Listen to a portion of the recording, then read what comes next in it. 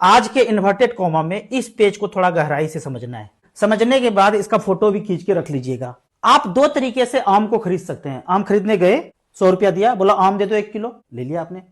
लेकिन अगले दिन गए, ऑफिस तेजी में जल्दी में थे, बोले 100 रुपया रखो, तुम्हारा आम बहुत अच्छा है, हमको पर्ची दे दो, मैं धारक को 1 किलो आम अदा करने का वचन देता हूं। तुम्हारा आम शाम तक खत्म हो जाता है, जब मैं ऑफिस से आऊंगा तब मेरा बचा के रखना, मैं तुमसे ले लूंगा। उसने आपको अपने 100 रुपया दिया, उसने आपको पर्ची दे दिया, मैं धारक को 1 किलो आम अदा करने का वचन देता हूं। दुकानदार ने अपना साइन कर दिया, ठप्पा लगा के आपको दे दिया कागज। जब आप शाम में गए या रात में भूल गए तो सुबह गए, पर्ची दिए, 1 किलो आम ले लिया, आपका आम बचा कर रखा था। तो आप अपने सुविधा से दो चीज लेते हैं, या तो आम डायरेक्ट ले लेते हैं या फिर आम का पर्ची ले लेते हैं। दो सुविधा से ले लेते हैं। पैसा यहां दिया तो आम ले लिया, यहां दिया बाद में लेना है तो पर्ची ले लिया। ये आम हुआ, ये आम का पर्ची हुआ। ठीक उसी तरह से रुपया, जब तक 1600 शताब्दी के पहले ईस्टइंडिया.com यहां नहीं आया था तो 10 रुपया सोने के सिक्के को 10 रुपया बोलते थे और 1 रुपया चांदी के सिक्के को 1 रुपया बोलते थे। सिक्के में ही लेन देन होता था। रुपया मतलब सोने का सिक्का, रुपया मतलब चांदी का सिक्का। 10 रुपया सोने का, 1 रुपया चांदी का। तो ईस्टइंडिया.com के दिमाग में आया कि सारा सिक्का मेरे पास हो जाए।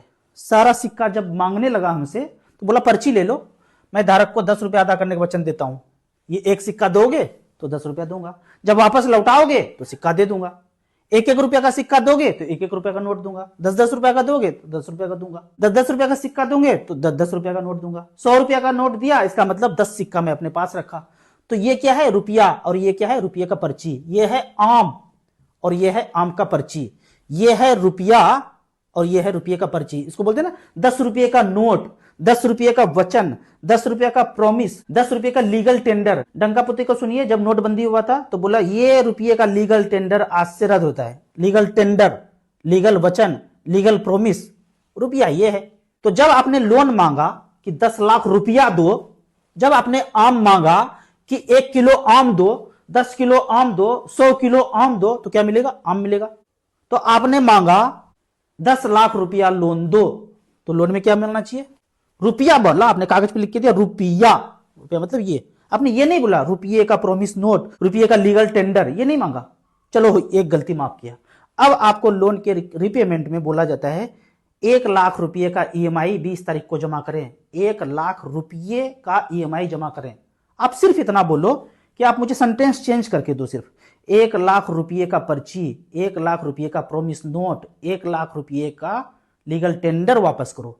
रुपया तो ये होता है, ये तो दिया भी नहीं। मांग क्या रहे हो? पर्ची मांग रहे हो। तो 1 लाख रुपये का लीगल टेंडर वापस करो। EMI में मैसेज जो आ रहा है ना, उस मैसेज को मॉडिफाई कर दो सिर्फ, और कुछ नहीं बोल रहा हूं, सिर्फ इतना सा चेंज कर दो, हम पैसा देने के लिए तैयार हैं। सारा का सारा हाथ खड़ा कर देगा? देगा ही नहीं। क्यों? जब सब जगह लिख के आने लगेगा कि रुपये का पर्ची लौटाओ, रुपये का प्रॉमिस नोट लौटाओ, रुपये का लीगल टेंडर लौटाओ, तो खोपड़ी का ब्लूटूथ ऑन होगा ना। फिर रुपया क्या है? रुपया ये है। आम का पर्ची ये है, फिर तो आम क्या है? ये है। रुपये का पर्ची ये है, प्रॉमिस ये है, लीगल टेंडर ये है, तो रुपया ये है। इन्वर्टेड को मैं यहां पे बंद करता हूं। समझ में आया तो ठीक है, नहीं समझ में आया तो भी ठीक है। ज्यादा गहराई घुसना चाहते हैं तो इस चैनल पे जाके घुस जाइए। ये सब जो मैं चीज बता रहा हूं, इसके चलते मैं और मेरा चैनल कभी भी स्वर्ग लोक जा सकते हैं। तो उस स्थिति में जब चैनल चला जाएगा तब आपको यहां पे StarSIP.in में ये जो वेबसाइट है यहां पे टच करेंगे तो जो नया चैनल बनाऊंगा वहां पे गहराई से फिर से नॉलेज देना शुरू करूंगा। बताते रहूंगा, चोर चोरी से जाए, हेरा फेरी से न जाए, थोड़ा थोड़ा करके जागरूक करते रहूंगा।